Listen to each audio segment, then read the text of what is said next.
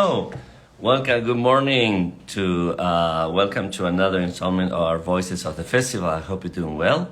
I greet you today from Morelia, Mexico. I'm here with the International Summer Opera Festival of Morelia. Oh, a lot of people are watching. Hi, hello, and let me. Oh, he's here, and I'm going to invite Jeremy. Tenor.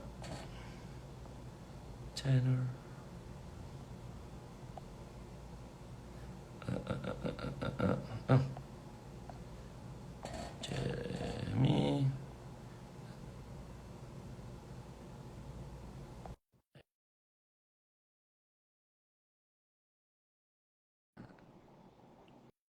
I invited him, so hopefully he'll join us. Great. Excellent. So that's how Lou works. You know, it's always a little time there. He is perfect. Hi, Jeremy. Hi. Hi, how are you? Good morning. Good morning. Good morning. I need to make sure that this thing stays a little more steady. There we go. How are you doing? I'm doing well. I'm doing well. Thanks for having me. Good. Yeah, wonderful. Have you? And where are you right now?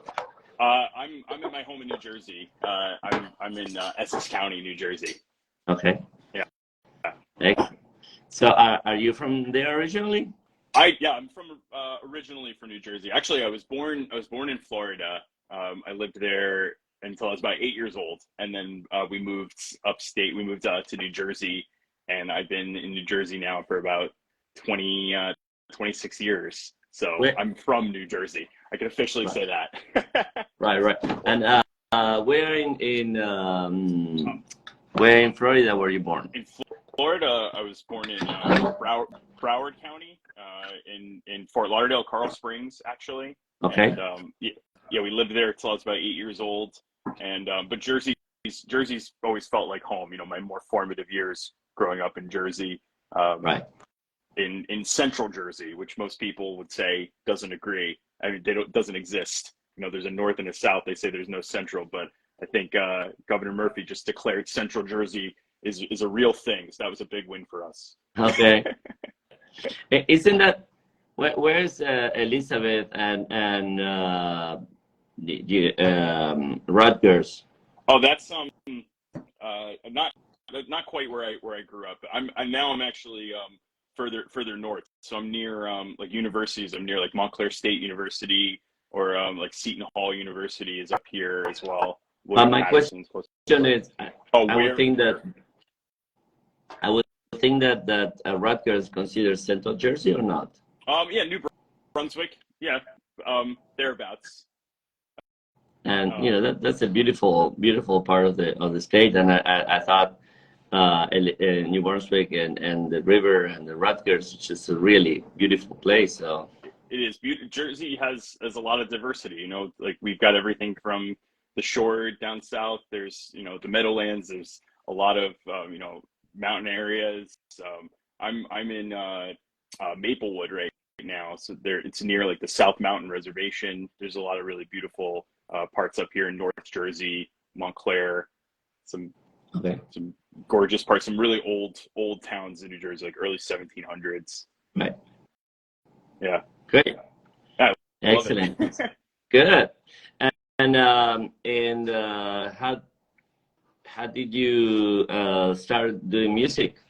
Ever since I was a kid. I mean, like most people, I had the performing bug. I just wanted to entertain, and early on, I loved singing, and I got told, I had a voice, and it was always for fun. And then in school, it became more of a passion. There were, the activities, the after school programs, doing the school plays and singing, and I was always had really great success. That was my sport, where I excelled at. And it was in high school, and I was part of a selective group to do a program within my high school, which was the Fine and Performing Arts program at Howell High School, which was an acting focus. We took 3 hours a day. We had acting classes, dance classes, music classes, and that was like an intensive conservatory within the high school, and that kind of launched me into thinking of this as a career, with the skills to back it up. And I went to Montclair State University. That was my undergrad, a BFA in musical theater. And that was where I had the attention put on me that I had a voice for opera, which was very foreign to me. It was a foreign concept. I didn't have that growing up. I was a little late to the classical music side. I didn't think I had the skill set for that, but with the motivation and the attention I was given at Montclair, I definitely found my niche. And I, like most men my age, I was, it made most sense that I was a baritone. Learning the operatic skills, even from musical theater, I just kind of opened my mouth and sang whatever came out, and it was the baritone voice. So I pursued that for a little while, and until it became not necessarily not a challenge, but not as thrilling. I felt there was more to my voice, and I kept hearing that from not only my peers but myself. And I sought out a new teacher. I studied with a phenomenal teacher. Her name was Carol Yar, and we spent a year in studio rebuilding my voice, my technique, relearning everything from the ground up. At first, I thought it was just adding other levels, and just building up higher. And at a certain point, I realized we needed to just put a new foundation down as well and rediscover what it meant to sing in this new voice as a tenor. And that was in 2015. In 2016, I made my debut as a tenor, and it's been working ever since. Great. So when you said that you were doing music already from very early age, so from elementary school, did you start music when you were a little kid, or I did. or... The very first I it's funny, actually. I think it was my preschool graduation. I know this is a very long time, but it was some of my earliest memories of being on stage. We did a little number. I think it was that song, "Do You Love Me?" "Do you love me?" And they couldn't get me off the stage. The class ended. I was running circles. I was singing for everybody, and my parents, my grandmother, they realized that I had the passion for that. And little later on in life, I did things like the Wizard of Oz, Munchkins, the Wizard of Oz, any community theater. My mother was very good about finding me a way to participate. But my grandma taught me show tunes. I would really just entertain the family, singing things. I always had a song, always had something I wanted to sing. And then it became more of a serious passion later on in life. And did you, when you were, so you did music all through your elementary school? And you said that you had the 3 hours of after school. That's all through elementary school? That was in high school. That was a program.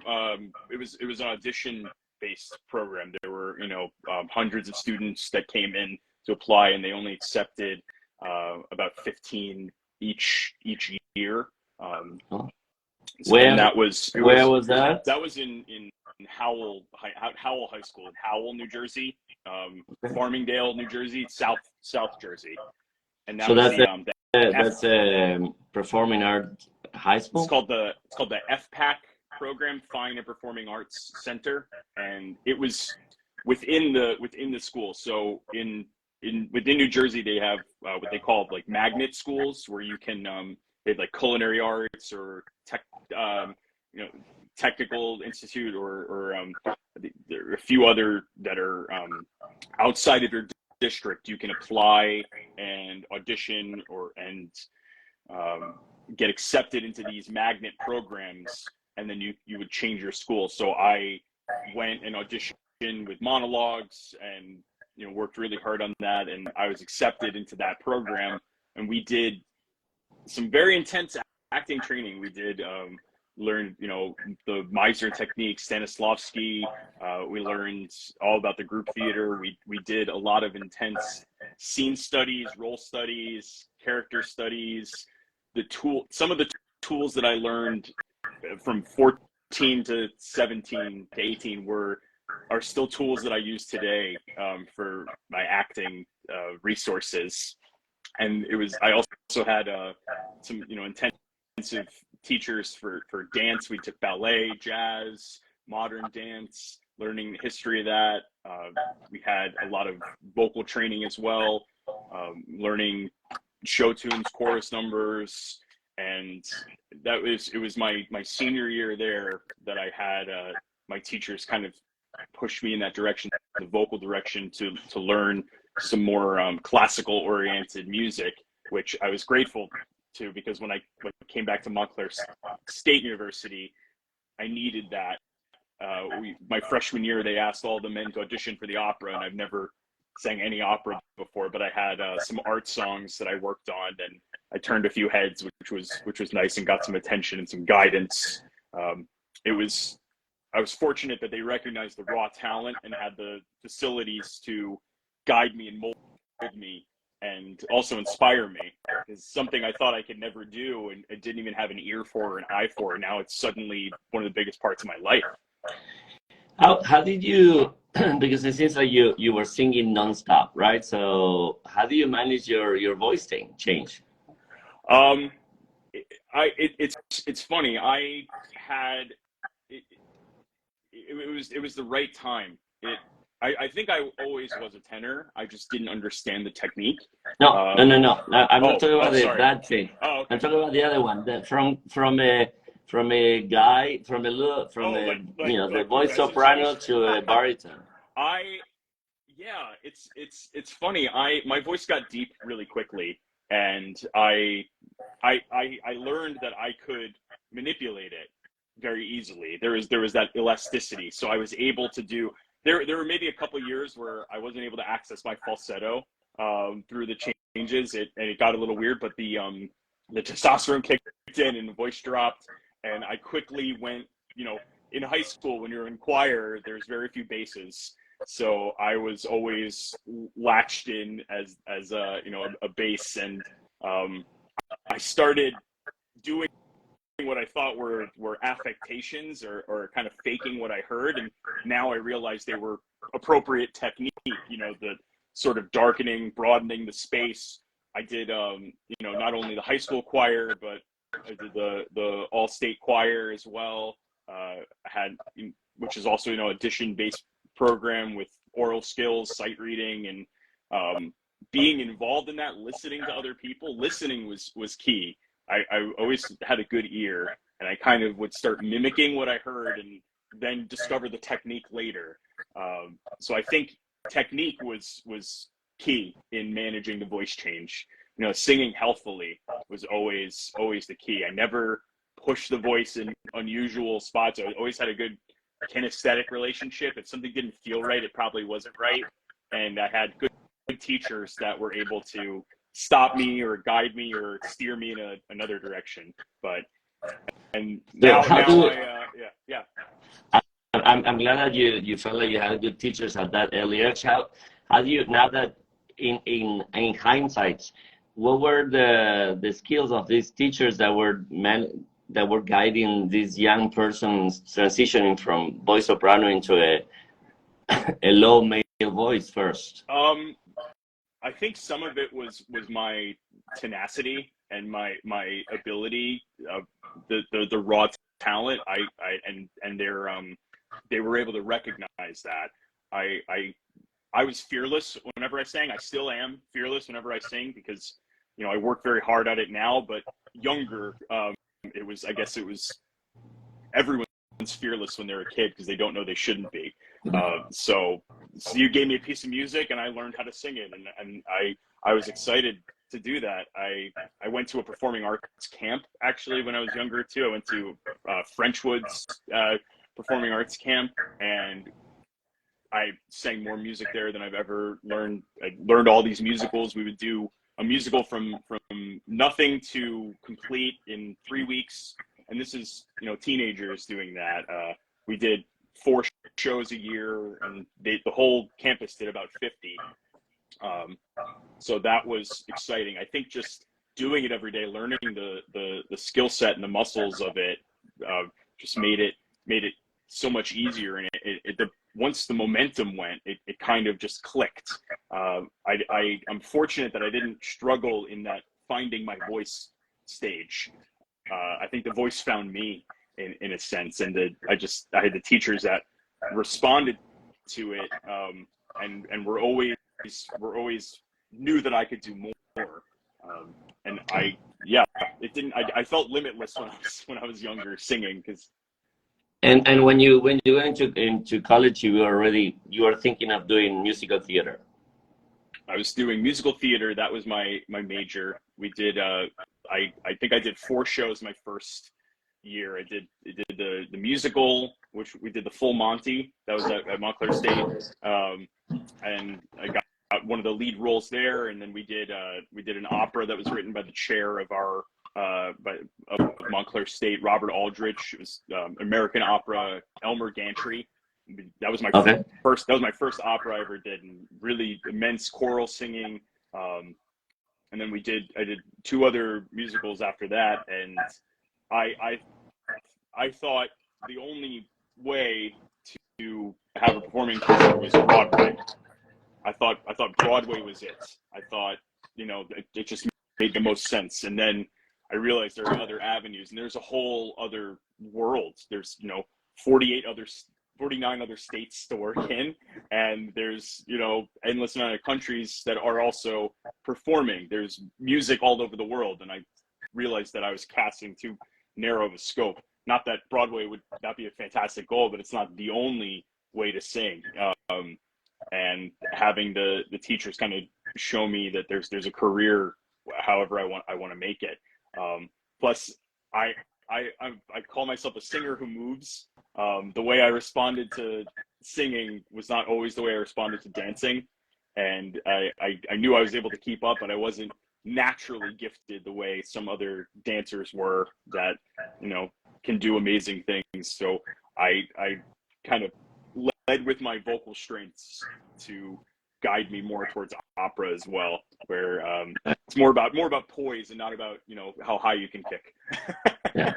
Yeah, not a lot of dancing usually in opera. Not always. So I know when you're not in traditional opera, at least, and the standard rep, I would say. And so it seems like your first contact with opera was quite unusual, because you do Gandry. And have you discovered that singing in opera was enjoyable? I liken it to athletics or like a physical sensation. If I was a mountain climber and somebody showed me the highest mountain to climb, well, I'd want to go climb that. So I considered myself a vocalist. I knew that my voice was my niche, was my passion. It was something that I knew that I did better than most people. Not to sound cocky, but it's confidence. I knew that was my gift. And when presented with a challenging piece of music, it was inspiring and exciting to complete it. I also had a big passion for math when I was younger, and I loved solving math problems. I like to talk. I loved English literature, history, debating, discussing, but math was always exciting because there was only one right answer, usually. But there was always one right answer. No matter how complicated the equation, if you knew how to solve it, you would get to the right answer. And I kind of attributed that to music as well. There's a lot of math that goes along with music, along with the art, but deciphering and because I didn't have that large upbringing of classical music, I felt a little behind the 8 ball, where some of my colleagues could sight read a little quicker, pick things up a little quicker, read music a little better than I could, had this history or library of music or singers that they could recollect. That at that age, I didn't have that. So I felt I needed to work all that much harder to get there. If it's something that a colleague could pick up and sight read, I needed to spend a couple hours to teach myself. And through that process, through the teaching process, I started discovering more reasons to enjoy it, the solving the puzzle of music. became a challenge and a joy. And now getting a new role is exciting in so many ways. I have my methodology and my process to solve the riddles, and it can be as much as the entire role or even just one musical phrase is how to break this up, how to put that in the voice, how to put it in the mind, how to merge them together. And then of course meeting with other colleagues, other pieces, the maestro, meeting with your partner, transitioning from working with just the accompaniment to the orchestra, all those different elements coming together and solving that puzzle is just, it's very exciting for the mind. And when my mind's excited about something, I can't stop myself from doing it. And then of course it just all starts to feel good. The endorphins kick in, the intensity comes through. And then when people you are working with, you admire and respect, they come up and tell you that they believe in you and support you and are impressed by you and are admiring what you're doing. It's just, there's no feeling like it. To be a part of this community and continue to do what I do it keeps me going. We wouldn't do this if we didn't want to do this. Oh, definitely. No one's forcing me to get up on stage and sing, but they have to fight me to keep me off, the stage. like the little kid in yeah, kindergarten. Exactly. No, nothing's changed about that. I remember that fondly. That was a very formative experience. I remember being on that stage. That's probably when I got addicted to the limelight, having seen people smile, laugh, take pictures, clap, and that and genuine, not I was in on the joke, it wasn't like I'm being laughed at. Everyone is, enjoying what I'm doing up there. And that still rings true today. When I'm performing an aria or finishing a performance or small concert, thousands of people concert, it's the same thrill. And I do it for me also because it's something that I need to do.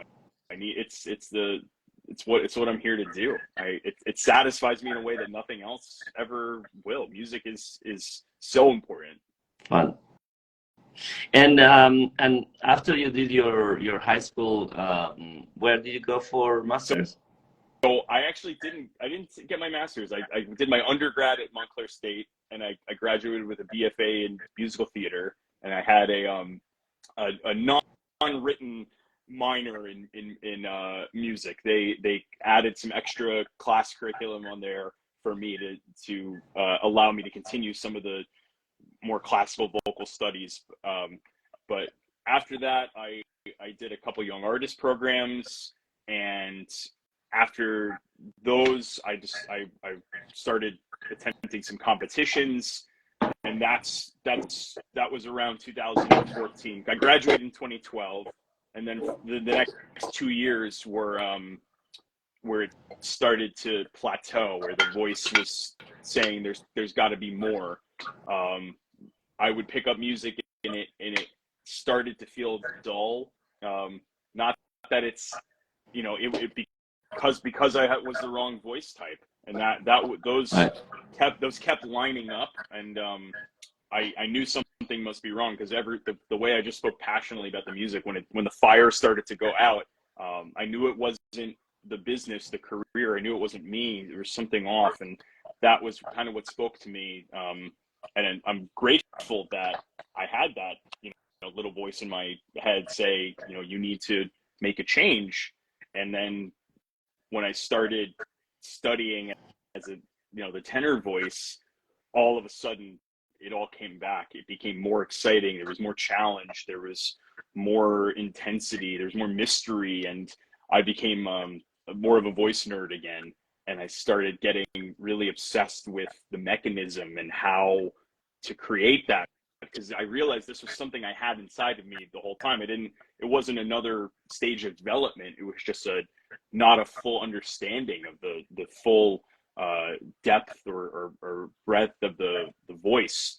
And then through studying that, I listened to every tenor, and then started listening to every soprano to see how they did their upper register, to see if I could kind of, mirror that in my registration and technique. I started listening to technique, watching videos, doing just all this independent study because I wanted to. It was like watching, old game footage to watch how, the old pros did it. And I'm grateful that there's such an amazing library of music online where you can watch these amazing, singers that are no longer with us, but watching the way they shape their mouth, the way they hold their breath, the way they, carry themselves, the way they pace themselves. And, it's not just the beauty of it, but watching the technical side became so interesting because when you start to understand that, you realize how much you don't know and how much you need to learn. And then when you watch the masters do it, you realize that they've been doing it far longer for thousands of years, but they're also doing the same things you're doing. It starts to give you, not only inspiration, but validation that you're on the right path. And then when improving starts happening and the voice comes out a little easier, and then there's there's things that you thought would be challenging and far off in the future and you'll never sing that ever, all of a sudden it starts coming closer to you, and then when opportunity comes is very exciting. The very first tenor role I ever performed was Alfredo in La Traviata, which I thought was the most daunting and most difficult, challenging role in the entire tenor lexicon, because that was all that I had in front of me. And it's still very, there's a lot of intricacy with that, but I would say it's not even the most challenging out of the Verdi lexicon, and then you add in the entirety of opera on top of that. But it was a great role to start with, and still a great role I love to return to. Now much more fun than I think that I was definitely nervous the first time I stepped on stage and opened my mouth as a tenor. But after countless hours, there's the first time is always the hardest. Doing a role debut, let alone a Fach debut. But I've done maybe 5 or 6 performances of La Traviata. When I do my 1000th performance, it'll be that much easier. But it's just an amazing thing, yeah. How long did it take for you to transition from singing baritone to singing tenor? We took a year in studio working on art songs, some Lieder, Strauss, and figuring out that the technique, it was very foreign to me, that covering sensation. But I have a really good kinesthetic relationship with the voice, and I had all of these different options that I was trying, and then we really just had to rule out what wasn't working until we found the narrowness of these are the options you go with, and this is the technique, and then solidifying that technique. And that was in 2016. So what, that was 7 years ago. I was 26, 27. The voice is redeveloping, and even I did a couple of concert programs, some safe repertoire, and Alfredo was really the first role that I ever did from beginning to end, and I was grateful for that opportunity. And after that, it's difficult to get more work when everything on your resume is baritone, you're a new tenor. Even if you have the ability, not everyone's gonna have the confidence in you because you don't have the experience. So getting the experience, I was doing a lot of unpaid work just to get that stage experience. Anything that I could sing, anywhere I could sing, I would, so I could put more lines on my resume and have more stage experience. More times I could call myself a tenor. Even now, it's been 7, 8 years. I've been singing more as a tenor than I ever did as a baritone, but it's still a whole life behind me that I have to, not unlearn, but sort of realign. you know, in the studio, the natural tendencies, because the tenor voice is an unnatural sound. There are some people that are born right into it and that's how they do it, but it is a slight manipulation. Well, So especially, I would say that especially the lyric tenor, because lyric tenor is, in a way, it's the way you process is a baritone that goes really, really stretchy, stretchy, stretchy. You know, if you are a light tenor and you have a tenorino voice from the teenage years, usually those tenors remain light tenors. They don't become lyric tenors, but and that's how they sit in that high position all the time. But the lyric tenors are required to, you know, they're able to really stretch, and so that's why they're able to sing so loud and consistently loud, which is, you know, what you need for the lyric tenor, right? So it's that is much more of a stretch. absolutely. And like I said, you know, I thought originally it was just putting more levels up, building up on top of my foundation, and then over time, I mean, even in the last year or so, I've been almost relearning how to include all that lower registration and not manipulate the voice, but keep it as more natural as what my voice is. Not try to mimic or mirror or affect the voice to create a sound, but more just release the already you know, natural sound in there. Because you're right, the lyric tenor, the dramatic tenor has those darker registrations that they can include throughout, and it doesn't just turn on. Now it's tenor, now it's baritone, now it's tenor. It's seamless, and finding that has been a challenge. But you know, I don't back away from a challenge. It was very rewarding singing more Puccini, singing more Wagner, doing some more larger voice roles in small studio settings has just built up that confidence, and the amount of hours it takes to actually make that technique become second nature.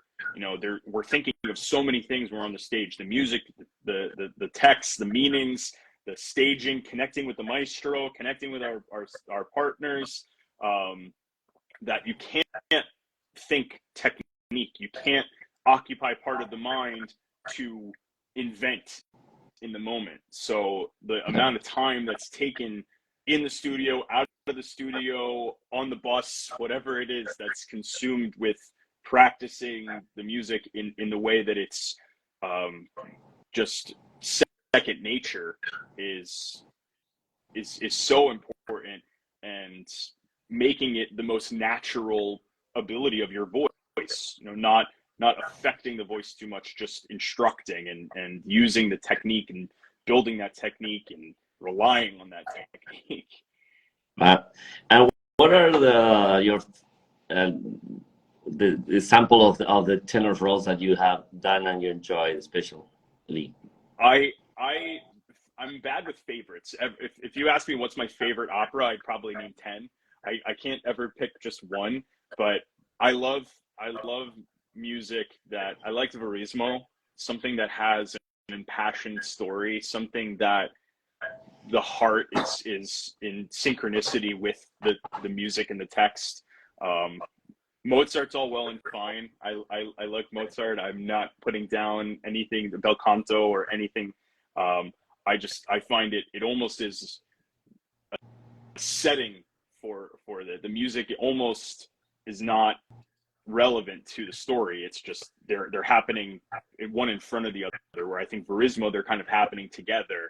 The music is the passion, is the voice, and brings it out. And I find as an actor, as a singer, that's where I respond the best. Where, you know, you're letting out an impassioned cry is the music. You know, and it so I just recently did Pagliacci, my first Canio.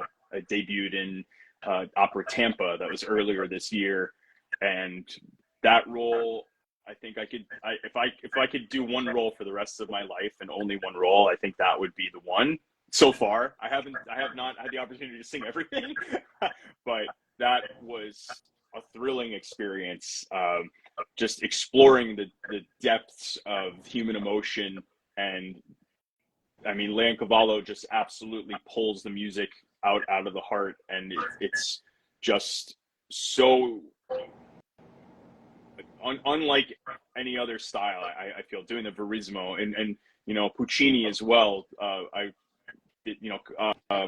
Boheme is obviously one of the most performed musicals in the world because it's just so impassioned. The story can happen today, and as same as it happened, you know, a couple hundred years ago. It's the music just is evocative, and to listen to sing. Butterfly as well. I mean, Madama Butterfly. There's just so much pain in the music. There's so much love in the music. It's so much more inspiring to sing that way, and I'm able to discover new moments in there as well, and it's so old hat to so many people, but it's exciting that some of these things are still new to me, that there's still pieces I can discover from myself organically. Obviously watching the greats and admiring what they do, but refinding what makes my performance unique in my own discovery. I like anything that's heroic as well. I find I have a slightly stentorian sound, Herculean sound. Anything that I can, you know, heroic. I doing Wagner is new to me. Siegmund, Lohengrin, just these titanic characters that you know get to just exclaim at the top of their lungs and sing at the peak of the voice.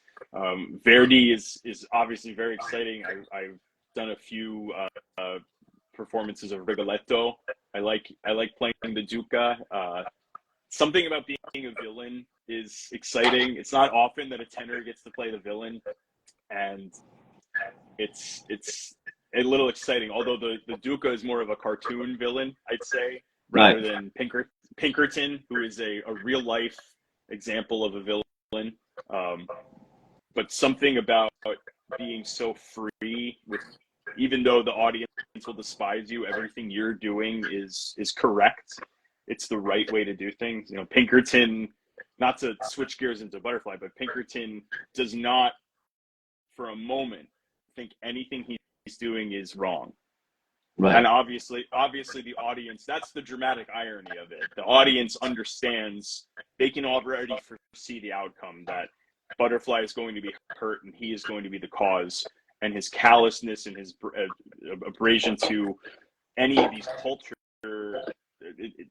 cultural aspects of Japan, his discourteous nature is just his natural ability. He's not putting on a show to be this callous. He just is that callous and ignorant and brutish, and he genuinely doesn't care because he's been told his whole life, comes from a place of privilege, that it's his divine right to do what he's doing. He in his mind, he's the hero of the story. There's no doubt about it, not a single doubt, except for the very, very end, when it's all too late and there's no room for there's no room for redemption. I struggle to find, you know, I like to layer in my acting exercises and techniques to create Pinkerton as a real human being. He's not a cartoon in the way the Duke is a cartoon. The Duke is a cartoon villain.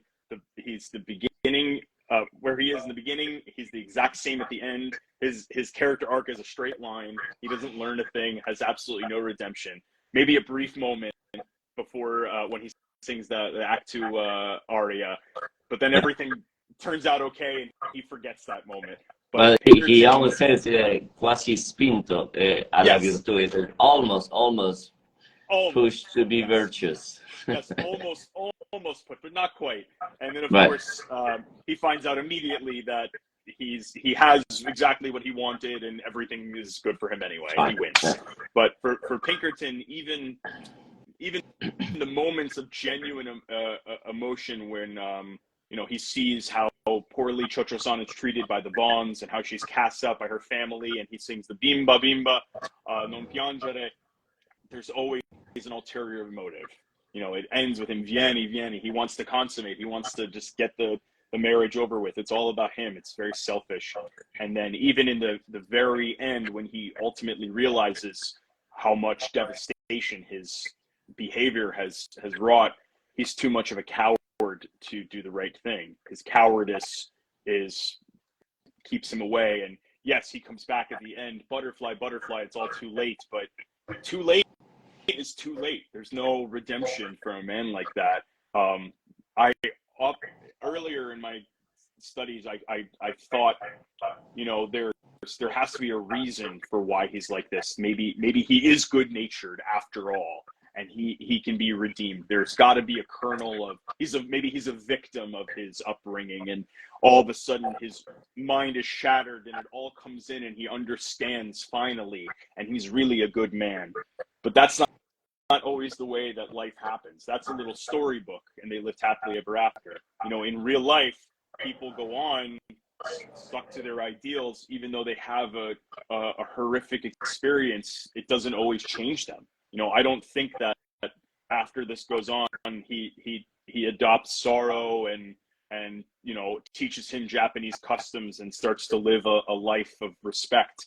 I would think that he's able to sleep that night, and he's able to just carry on.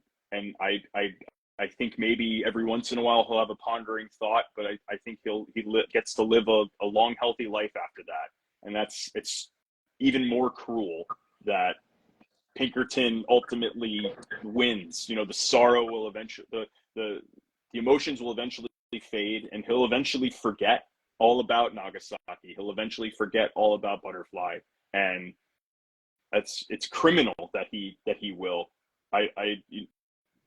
There's one way to play where maybe he'll have a picture of her on his shelf, and he'll honor her. That's what I'd like to think a human being would do, but I find him a little more despicable and detestable than that, and I think it makes the story even more obscene and more real. That if you think about the moments after that, that's how I see Pinkerton going on to the end of his days. Maybe with a smile, and he gets to enjoy his life, where this, the real victim, Chocho-san, everything was taken from her. Her upbringing, her history, her family, she has absolutely nothing, nowhere. She's utterly devoted, given every ounce of her life to somebody who saw her as a prop, as a test drive. And it's not every day. That's so far from who I am as a human being. And to be able to be given the gift of, here's this really juicy character with this unbelievably overwhelming score that as the backdrop for this story that can be told today. It is happening today. We see it happening today in all parts of the country. War is a tool that people can use to take, and sometimes it's taking resources, sometimes it's taking people, sometimes there's been GIs that have had these experiences. I mean, we know for a fact they're based off of real life experiences, but even in a smaller setting, there are people that spend a night together, and then one of them disappears, and one of them is left broken with this insurmountable responsibility and clinging to hope that they'll come back, and the other might never even consider them again. It's a story that is told over and over and over. So to be able to be a part of that, to tell it in such a grand setting as opera, where you can have that intimate moments, but you can also just have this wall of sound consume you in every aspect, is just so perfectly constructed by Puccini that you're just he holds your hand through this entire story all the way from beginning to end, and you're right there with all of them, and it's not a wonder that oftentimes Pinkerton will be booed at the end of his final aria, which I find, that's one of the only operas I find that if I'm booed at the end, I did a good job. Yeah. If they Okay. yeah. I personally don't like the booing because we're not clapping for Pinkerton, we're clapping for Jeremy. I So understand. Well, at the end of uh, at the end of the aria, no, at the end of the aria, at the end of the when the lights are on and everyone's clapping, that's I'll take that or leave that. But well, uh, yeah, but I understand what you're saying. yeah, yeah, That's yeah. why We I have should to. be, Yeah, we should be a little more adults. I mean, I understand that kids will could boo to the witch in Hansel and Gretel, maybe because they think that the characters, the people playing the characters are the characters. But come on, in opera, in on other audiences should be a little more, more mature and I not mix the performer with the character. I agree. That's why if whenever I have the chance, I make sure to have Sorrow give me a high five or something that we all know it's okay, that everything's fine. Exactly. I mean, she gets up at the end. It's we all know that it's a story. You know, the Exactly. imaginary circumstances have dissolved. You come out on stage. You know, it all makes sense that it's a Right. yeah. And so as we're going to, I mean, we're telling everyone that you are going to be our Pinkerton in our production of Madame Butterfly. We're very excited to have you there, and we're very excited to finally bring this amazing work to Savannah. It's the first time that Butterfly is performing Savannah, so we are very excited to bring it to Savannah. And one thing that is unusual in this, let's call it the traditional repertoire. I mean, of the most famous composers, Mozart, Verdi, Puccini, Donizetti, Bellini, that you are actually playing an American character, so a U.S. citizen. Um, but actually, we kind of, in a way, we forget about it because we are so connected to Puccini's painting of human nature as a general thing. How does it feel playing a very clearly American character, as we know because of the quotes of the national anthem? I I take that as just more fuel for his characterization. I mean, at that time, and even still today, I think America sees itself as the center of the world. You know, it sees it. There are a lot of people in the U.S. today that see themselves as the main characters and don't really understand that there are global politics and other things happening. And I think that's maybe a product of our where the media is focused.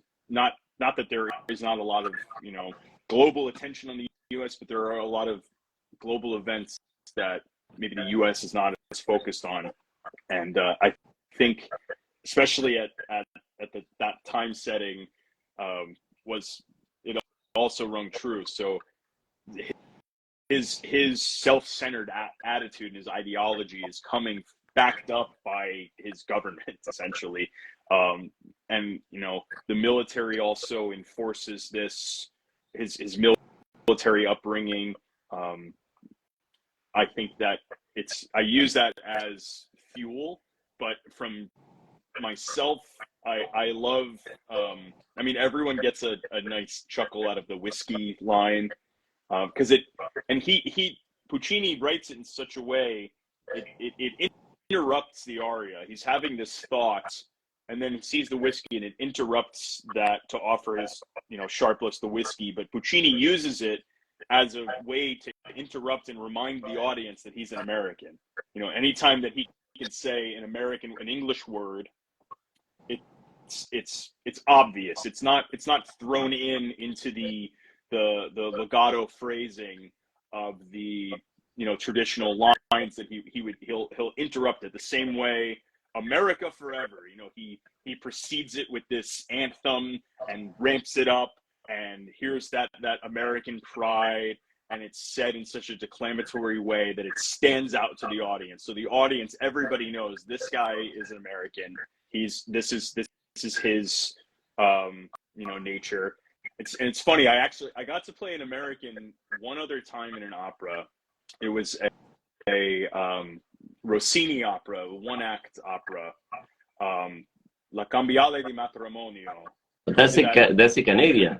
It's a Canadian, but they call him an American because he's yeah, North American. So yeah. he's not from the U.S., but he's a Canadian. Yes, that was back at Montclair State, and there were also other clever ways that Rossini wrote it in there as well. Ritornare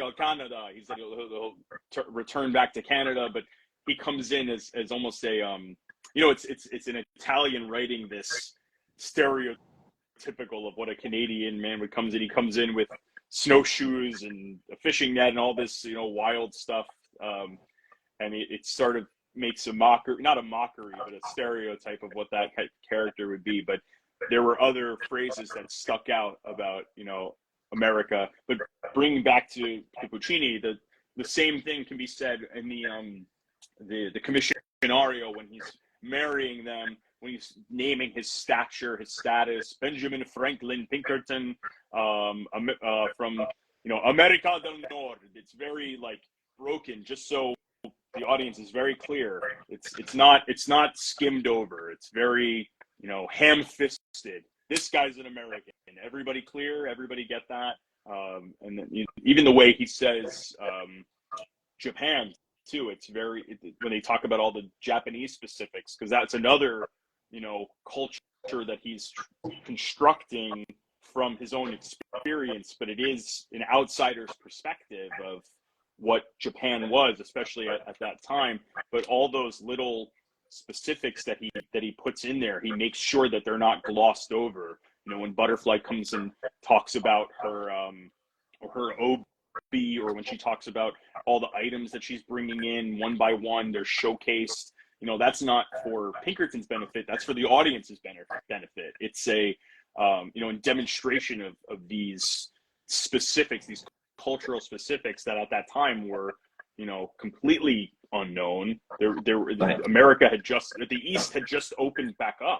It was not, these were all new items, new things. This was very foreign for the average theater goer at that time. And even still today, there's, opera is so foreign. So coming to see, this is going to be someone's first, you're saying it's the first production in Savannah. It's going to be a lot of people's first opera they've ever even seen. So having something so illustrious as Madama Butterfly to be that opera, it almost mirrors how this new culture was presented through that opera to the average theater goers of Puccini's time. And I think the specifics, the American specifics, the Japanese specifics, and then the contrast between them are fun to explore. We have to imagine that at the time that Puccini was writing this, there was, people may know about it, but there's not the wealth of information that can easily be reached like today. So other than you do a research, or people didn't travel, nor there was, easily access to information. So it was a discovery, and of course we are always, we understand everything by stereotypes, because we had to simplify, but we need to be aware that it is a simplification. But it is, I'm sure for America, it is fun to play an American. It's fun to play an American, definitely. It's also because you feel like there's something that about it that other people will do different, but that it belongs to you. So it definitely belongs to me, and also the characterization. Pinkerton, it's fun to not have to care. It's that right. The pressure's off a little bit. The character is not necessarily having these connections, these histrionic connections that you need to discover and find. It's very freeing and a little lax to be Pinkerton. I kind of see him like the CEO. The CEO comes to visit the company, but he's not going to remember anybody's name. You might be having a conversation with them, but then he'll just look away. And everyone, like Goro is riding right behind him to give him everything he wants, but he's kind of checked out and looking at the house. And it's having that kind of self-centered character. It gives you the freedom to, it kind of takes the pressure off a little bit. You know, Yeah. It's freeing. It's definitely an exciting thing, and you know, it's fun. It's a fun role to play. He's a horrible. Yeah. And then of course dude, in the third act, it's in the third act you come and you had to have fun being guilty, feeling guilty, because you certainly feel guilty of. I mean, you may not have a awareness of the scope, the full scope of the effects, but certainly they're aware that there is some guilt there. And I think it really only comes out. The good thing about it is that it's not. He didn't feel guilty off stage. You know, the guilt comes in that moment. He came in. He brought his new wife. You know, if he had those feelings of guilt, he would have left her. She would have stayed on the ship even. But he brought her in. Everything's fine, and it really isn't. It all you actively watch Pinkerton crumble, and that's what's exciting. It's not he comes in, oh, I'm so sorry, I'm guilty. He comes in exactly the same. 3 years have passed, but it's fine. As an actor, having that discovery, having that meltdown, having that breakdown, that's what makes the Addio Fiorito Asile, that makes it an honest declaration, and also, you know, his opportunity to do the right thing is completely shadowed by his absolute cowardice. And that's another element you get to see of Pinkerton. You don't see Pinkerton as a coward in the first act. He's very callous. He's very kind of bold and brave. He's all the things that Butterfly says he is. He's jovial. He stands up to the bonds. He kicks everyone out of his house. And if it ended there, if it was a one-act opera, he'd be a hero. And they'd fall in love, and it would be a beautiful love story. But in Act 3, you get to discover his despicable nature, all these things in Act 2 that the audience has seen. That's what, you know, helps the dramatic irony, because they know how detestable Pinkerton is. And then once Pinkerton realizes it, that's when you get to see that he is a three-dimensional character beyond redemption.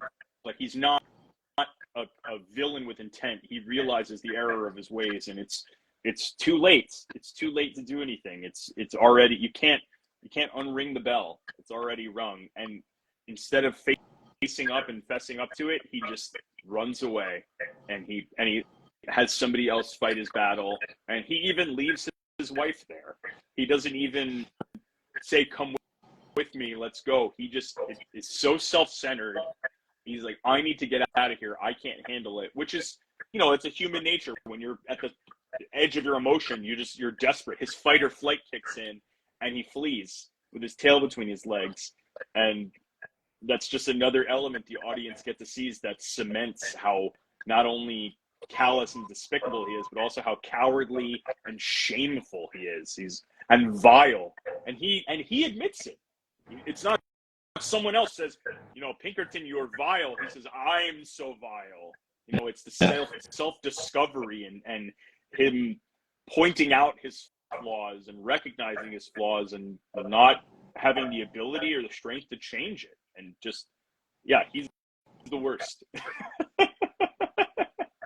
Well, I mean, it's like in many cases of great theater, we see different dimensions of characters. I think, you know, there's always two sides of the story, but we are presented with a very, very strong, you know, scenario, very strong story that makes us think about it and feel a lot. So it's a great piece because of many things. So, Jeremy, well, thank you. Yeah. No, thank you so much for joining us. Looking forward to doing this butterfly together in Savannah. Have you been to Savannah before? I've been to Savannah before, but briefly. Like I said, I grew up in Florida, and both of my siblings went to college down there. So we would drive from New Jersey down to Florida, multiple times a year to pick them up from school, drop them back off. My dad and I would take a road trip. The family would take a road trip. So we've stopped in Savannah a few times. It's a beautiful, beautiful town.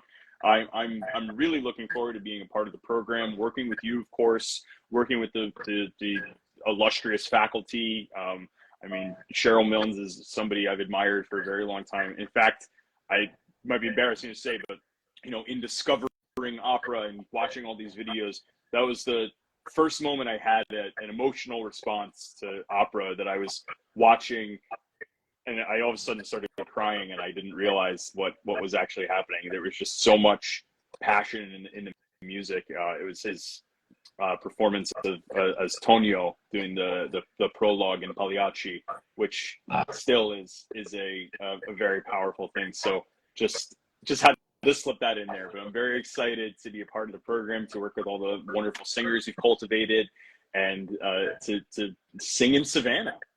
Yeah, you'll love it. It will be great to be there for 2 weeks and enjoy the city, because it's really a fantastic place. So, well, thank you so much for your time today. Great talking to you, and looking forward to doing the show together. Thank you so much, Jorge. Thanks for letting me just prattle on about how much I love singing and how much I love.